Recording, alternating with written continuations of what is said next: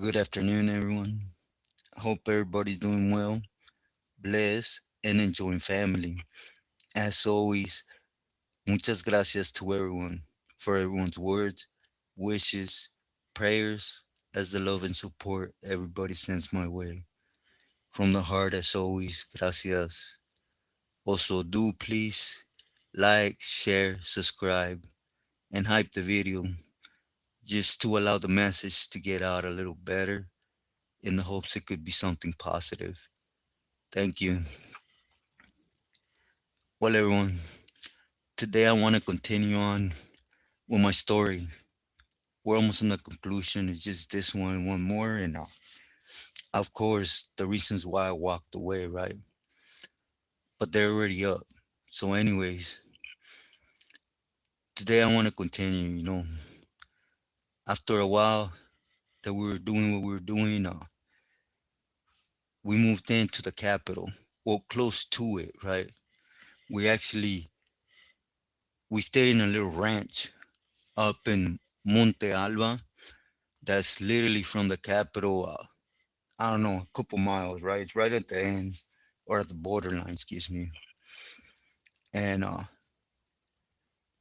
you know, I want to put out a caution though, for those that don't want to hear basically, you guys know I'm gonna sugarcoat it as much possible, but it was just one of them things, that don't matter how much you think you're a killer, right? Or that you're aware of things or seeing things, it still made your skin crawl, right? At least in my case. That's why I laugh when certain individuals that get on here and talk like they were about it, right? When in reality, we all know what they were about. But anyways, at this time, we had strict, you could say, orders, right? Well, the pilis at this moment was quite a few pilis with us, right? That, as you guys would hear, it would later become a problem, at least for myself, because the number one mandate that we have to do is protect the pilis, right? It's what we're meant to do as a campolero, right? So, anyways, again, we went to Monte Alba. It was a little um mango ranch, excuse me. I lost my thought. But in this mango ranch, it was literally just a little hut, right? There was just one individual taking care of the farm, water wise, and of course the things that happen behind the scenes in the ranch, right? And just to let everybody know, this ranch got cracked, right, in Oaxaca. So that's why I'm speaking even on it, right? But anyways, our number one boogie in Oaxaca, at least in the capital, right, in Oaxaca de Juarez, was to Judas, you know, dirty Judas. Basically, Mexico works funny, right, in the sense that to get a plaza, you have to get government working on your side, point blank. You see all these factions working in a state is because they're paying government. You know, they ain't no doubt about it. They buy the plaza from the government, and they have the at least two, three other factions of the Judas in the state under their pay. It's just how Mexico works, right? Well, Oaxaca, we're working hand in hand with some individuals, right? Lieutenant, but the captain per se was with them. You know, was working with the enemigas or the ones we were going against, right? And of course, remember, we're just supporting Sinaloa, right? It's part of the struggles of getting in good with them to get prices and being able to tap into them pipelines and avenues they have already established, right? But anyways, what we do is what you mostly do before military, Marines get in. Cause not gonna say there's fear there, but it's just impossible, right? Again, at this moment, there was more pilis actually with us than camaradas. You know, there was about five camaradas and about six, seven pilis that were there supporting, right? So I give credit to that they were actually in front line, right? But anyways, we will go in to the capital, and we had a certain target, and we were to pick up and take back to the ranch, right, on the outskirts. While the chaos of them finding out he's missing erupted in the city, right? And anyways, the ranch was guarded, at least it's way out up in the hills, but you guys know you have to take back roads on top of back roads, uphill, downhill, them type of things. So there's always halcones taking care of something like this. But what I wanted to touch on this episode,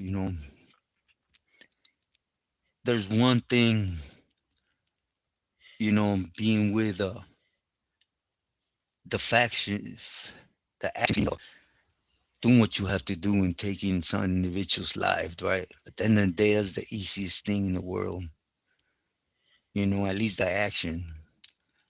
But another thing is what goes on here in Mexico. For one, I already had to, well, hear an axe to homies most of all, and hyenas taken to them in sheds. And, I seen camaradas get skinned from the waist up, hanging, left on a bridge, things like that, right? But, I remember one day we're making some refin, right? Some food. And, we caught, well, it don't matter. We're making some carne, right? Of something, and we're about to eat. I've been at this ranch like about a week and a half. And you walk down maybe, I don't know, quarter of a mile, half a mile, right? And there was another shed. They had a lot of pigs in this farm, like literally farm pigs, right? So I never thought about nothing that they had in that shed. And now keep in mind the guy taking care of the shed, he's indigena, right? Oaxaca's known for that. But he was a real cool individual, right? But for those that know indigenas, you don't play with them. They literally won't touch their heart for you, for no one, period, point blank. If you think you're with it and you're willing to do anything, you know, indigena will kick you to the curve and say, hey, ábrete que te voy, you know? And basically, I went out to the shed and just being nosy, right? Point blank, because I like to be aware of everything that's happening where I'm at, especially when we're going at it with government, right? We knew MS was in the capital, but up until the point, it was just, to be sincere, it was just municipales and estatales, right?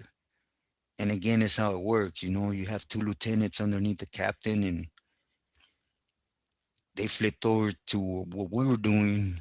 The captain was doing his thing, so everything was working its way to get rid of the captain or have him fall in line, right? So they were the ones supplying where people were at, who they were, pictures, things like that, right? And as I walked to the shed, I'm not playing with everybody. It's like, I've been busted my whole life, keep in mind, right? So the last couple years is, I seen it since a childhood at the farm with my dad and grandpa. But, at the end of the day, they had me do things, but certain things, it was like, Hey, eso no, not right now. You'll eventually learn to go that way, let them do the thing. So I seen a lot of things that I heard of, but never actually participated in, right? So this shit has some tall walls, some breathing windows, you could say, and just a shed. I don't know, maybe 3 by 3 or something to that effect, right? As I look in the window, I swear I seen the biggest pig I've seen in my life, right? And keep in mind, my grandpa had cow pigs. They get they get big, but to see a farm pig like literally looking at you in the eye is like. But what stood out with this pig is his uh his teeth. They were, you know. So I looked in and I just seen him and I walked back, And the guy taking care of the farm, he asks me, hey, chinillo, ¿qué piensas? And I just told him, that's chuporconón, right? It's a big pig. And he told, yeah, don't get up in there with him. I was like, what? And he goes, nah, stay away from that fool. That fool won't eat anything but human meat. So, of course, I'm a bookworm, so I like to read. And you always hear and read or whatever, right? That if they you get thrown two pigs or even die near a pig, you disappear. Which you come to take as what it is, right? It's just hearsay, and it could be for the storyline or to get you hooked into what you're reading, right? But anyways, about 4 days after this, we went back out, and we actually brought back to the ranch. It was four individuals, right, that belonged to.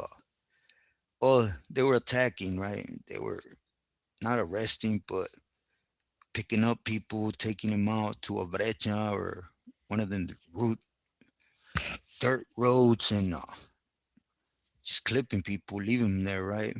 It was that type of state of war that was happening, and anyways, we picked them up, and I remember that old man, right? I don't know if he was always testing me or what, but he had me and a homie, right? Spider, I believe he was from the harbor area. We'll just leave it at that because he's still doing his thing, right? My respects to him. And to assist the guy that had the farm. So I was like, okay. My thought was, get information. So just fish tie him, work him a little bit, if not a lot, or, you know, caution again to everyone. Or, just start clipping pieces, fingers, ears, X, till homeboy starts giving up who's who, right? Or where they're at, more mainly so we know what we're going into. But no, it wasn't nothing like that. Information was coming straight from lieutenant, so there was no need for that. So basically, we went back there, and the first thing that the guy would just say indígena, right, tells me to do is to go ahead and dome him. So me and homie, we went and took care of business, right, on the spot, and that was that. My thing was, okay, where's the Folsom? Where we're gonna throw him at with a statement, the type of stuff that gets done in Mexico, right? And nah, he he literally brought out a couple axes, and he starts telling me and homie like, hey, we're gonna feed Godzilla. That was the pig's name, right? But we gotta, you know, torso in two, Like, you guys get it, right? I'm trying to be as respectful as possible because that's not how he was expressing himself to us. But anyways, for all those hard chords,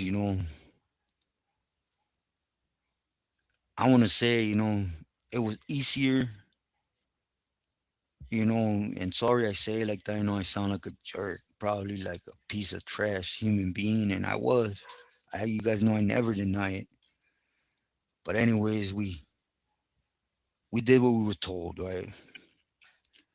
And it wasn't that heavy on the mind, probably because of everything that had seen and gone through. It's like it was just one more thing to chuck up as you get it done, you see it, whatever, right? And then you put it aside, right?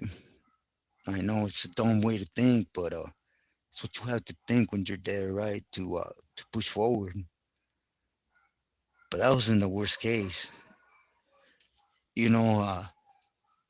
As we finished, the indigena from the ranch, basically,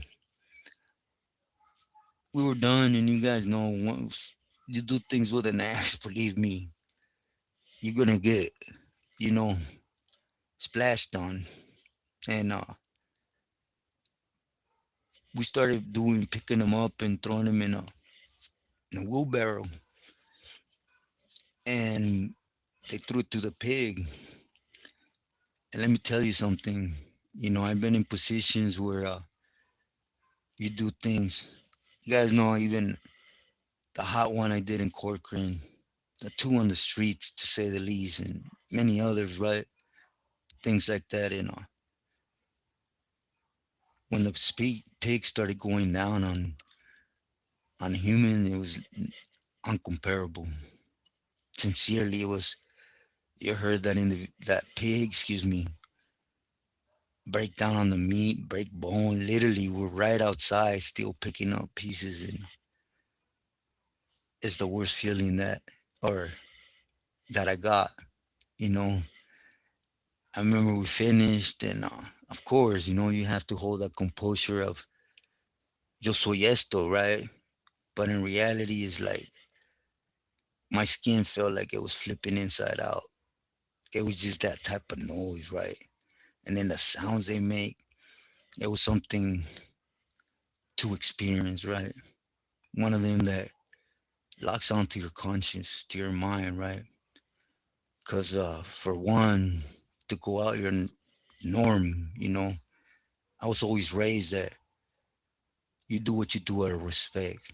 What I mean is, even if you have to take someone out, you do it por frente, looking at them and them looking at you, and you buggy down and take care of business, or you give them the chance to take care of business with you. But this, I've been there too, where you have to sit down and say, like, man, ni modo is part of the program,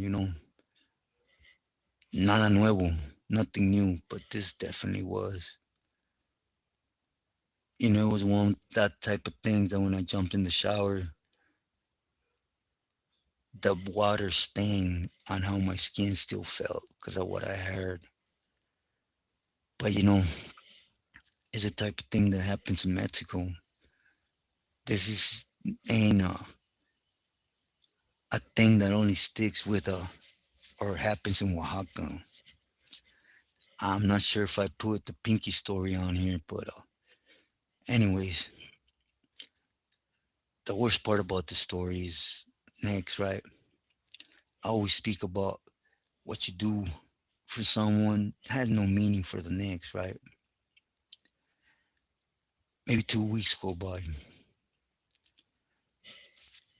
and there's a couple camaradas. They're actually from the Valle, right? San Fernando, and they're from Oaxaca. They're born in Oaxaca, raised in the States, but they got shooted out there, and they got there as many do, right? When they get to Mexico, desperate of having some type of income, right? And I can see the way that we think is easy, right? Oh, we joined these fools. We're meant for the war, right? We're meant for this. It's different. Just take my word on it, it's real different. But basically, they were working with the contras, the ones we were going after. Me, I'm a real high believer, all that's extra. I understand you're trying to gain dope avenues for the pilis in reality, because we ain't ever gonna see nothing of it. We're just soldados, you know. Then the day we're trying to get a position for them, and anyways, Richie, Mono, and Sapo most of all brought him, right? Because he took offense to them working for the ones that were attacking us. And, for respects of what happened and for their families, I'll just say it was a homie from Pacas, a homie from Canoga, right? And that's something I was always against, right? Don't matter where we're at or what we're doing. We are who we are. There's no stain in our career. There's no reason to go against each other, especially in a place where we're not liked. We're looked at like basura, right? And we have to constantly be pushing them lines to turn respect, turn any type of recognition, right? But again, at least for them, right? But anyways, Sapo would join us, right? And two pilis actually with some of the Talibanes de Sinaloa brought them. I didn't partake in it. Probably they left me out because I always made it obvious on, you know, unless you show me papiros, at least to the camarada, I always told him, unless you show me papiros, I am willing to go against a camarada. Whatever he's doing, pull him aside, try to talk to him and see where he's at, right? He might be doing it out of necessity, but the minute he figures out there's avenue for just camaradas, then he'll come where he needs to go, right? But they were never given that opportunity, right? It was what it was, and at the end of the day, it wasn't the Pili's call either. It came from above, and they brought him to the ranch. And remember, I picked up a cup of chanate I was drinking because it was that time where sun's starting to go down, and they didn't even take him out. They straight away started going to town with hate because it was damn fools from Sinaloa doing it on us, right? Per se. They ain't even give them the decency of taking their life beforehand. They just started chopping up, going to chop, right? And that's something that locked into me because I always say it, vatos, as later on I was told, did their share of time, got out in good standings, just got deported, had to fit in with what they had, right, to make feria. Because there's a lot of homies that are in the states that are born in Mexico that get kicked out to Mexico, right?